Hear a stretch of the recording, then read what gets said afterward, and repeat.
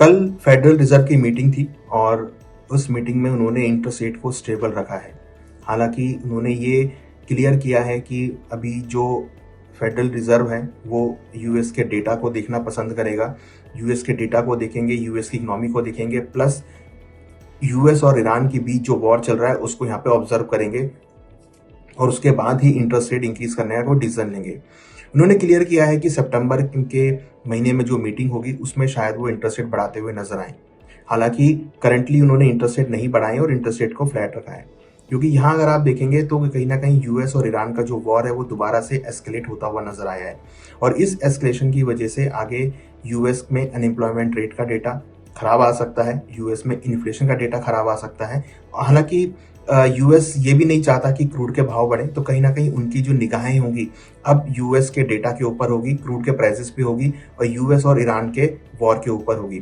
तो इस वजह से हमने देखा कि कल उन्होंने अपना इंस्टांस को स्टेबल रखा है, क्योंकि अगर वो इंटरेस्ट रेट बढ़ाते हैं तो कहीं ना कहीं उसका भार यूएस की इकोनॉमी पर आता हुआ नजर आएगा और इकोनॉमी ऑलरेडी उनकी डेट में चल रही है।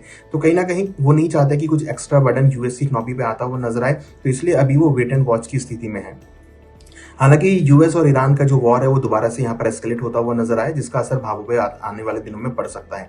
तो ऐसे में अगर हम बात करें गोल्ड और सिल्वर की, क्योंकि जनरली हम देखते हैं कि जब भी वॉर सिचुएशन होती है तो गोल्ड सिल्वर के भावों में तेजी देखने को मिलती है, मगर इस बार ऐसा नहीं हो रहा है, क्योंकि वॉर की वजह से क्रूड के भाव बढ़ गए हैं, इन्फ्लेशन बहुत बढ़ गया है, जीडीपी ग्रोथ लोअर होती हुई दिख रही है, तो कहीं ना कहीं इन्फ्लेशन का एक प्रेशर यहाँ पर इकोनॉमी में आता हुआ दिख रहा है। तो ऐसे में कहीं ना कहीं अगर आप देखेंगे तो सभी सेंट्रल बैंक्स इंटरेस्ट रेट बढ़ाने की बात कर रहे हैं। तो हमने देखा है कि अभी रिसेंटली ईसीबी ने भी यही बोला है कि आगे वो इंटरेस्ट रेट इंक्रीज कर सकते हैं और आगे bank of England, bank of Japan ये भी इंटरेस्ट रेट बढ़ाते हुए नजर आ सकते हैं। तो ओवरऑल जो मार्केट का मूड माहौल होगा वो यूएस ईरान की मीटिंग पे होगा, यूएस ईरान के बीच जो भी डिस्कशंस हैं उसके ऊपर होगा, क्योंकि 4 अगस्त को वो दोबारा से कोई मीटिंग में मिल सकते हैं और उस मीटिंग में अगर आप देखेंगे तो कोई भी डिस्कशन होता है तो फिर जो है क्रूड के भावों में गिरावट आ सकते हैं। हालांकि पिछले कुछ दिनों में हमने क्रूड के भावों में तेजी आते हुए देखी है। तो गोल्ड और सिल्वर की अगर बात करें तो यहाँ पे कहीं ना कहीं हम देख रहे हैं बहुत स्टेबल मोमेंटम है।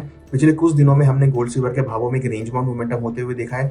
डाउन साइड में $3950 और ऊपर में करीबन $4200 ये रेंज होती हुई दिखाई दे रही है। वहीं अगर हम बात करें डोमेस्टिक मार्केट में तो 1,40,000 और ऊपर में करीबन 1,45,000, ये 5,000 पॉइंट की रेंज हम गोल्ड के भावों में आते हुए देख रहे हैं। सिल्वर में वहीं अगर हम बात करें तो नीचे करीबन $54 और ऊपर में करीबन $62।